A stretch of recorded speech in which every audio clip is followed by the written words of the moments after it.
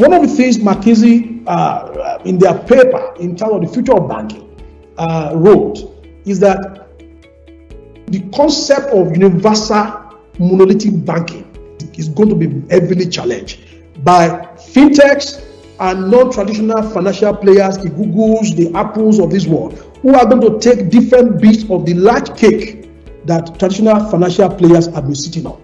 So that we are going to see a potential, people who are going to be taking different bits and pieces. Focused players in different niches are going to challenge the universal monolithic banking model that historically we have been used to for many years. According to McKinsey, there will be 5 different kinds of banks. One is the everyday bank, investment advisory, complex financing, mass wholesale intermediation, banking as a service. Now, the point I should make here is that banking will move from universal monolithic banking to banking becoming a platform business. I think we've had that many times. Under everyday banking, what they see is that banks an everyday bank will become more like a platform in the larger ecosystem, like a commerce marketplace, or can become what they call a business gateway provider, where you are a customer of a bank, but the bank can facilitate your access to many of the other services you want to have in the ecosystem. For example, in terms of business banking. So that's one of the things that banks may become. An everyday bank that is an access and a gateway facilitator to bigger, broader service that an SME, for example, may need under the concept of an everyday bank. Number 2 type of platform, kind of bank that we have is what they call investment advisory.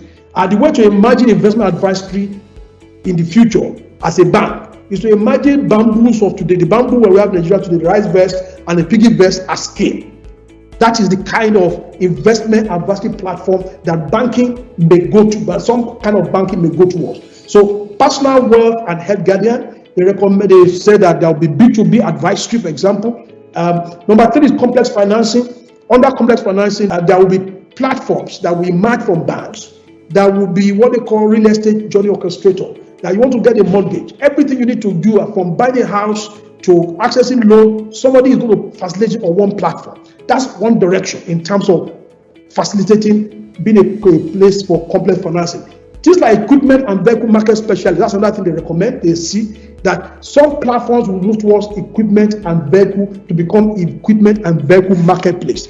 Some of these things are not looking like banking, but that's because banking is going to become a platform for ecosystem facilitation. If banks do not do it, others who are going to do it are going to attack banking from the side. And that's why they are challenging banks to recognize how some of these things may evolve. Of course, they also mentioned enterprise banking, which they call wholesale intermediation, and banking as a service, which is like embedded finance. Let us go and embed payment and finance into e-commerce, into merchant logistics, into many players in the ecosystem, so that we don't wait for them to come. We in fact become the quiet utility that is making money if banks are able to do it.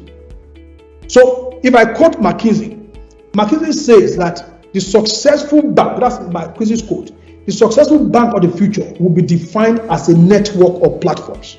A bank will not be able to do all these things, but you may choose 1 or 2 of them and become great at them.